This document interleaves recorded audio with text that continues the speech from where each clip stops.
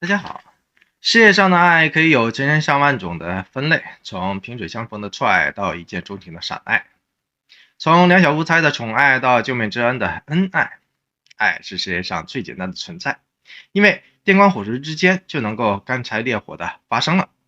爱也是世界上最玄妙的存在，因为夫妻两个甚至一辈子都不会明白，为什么当初自己瞎了眼会找了他。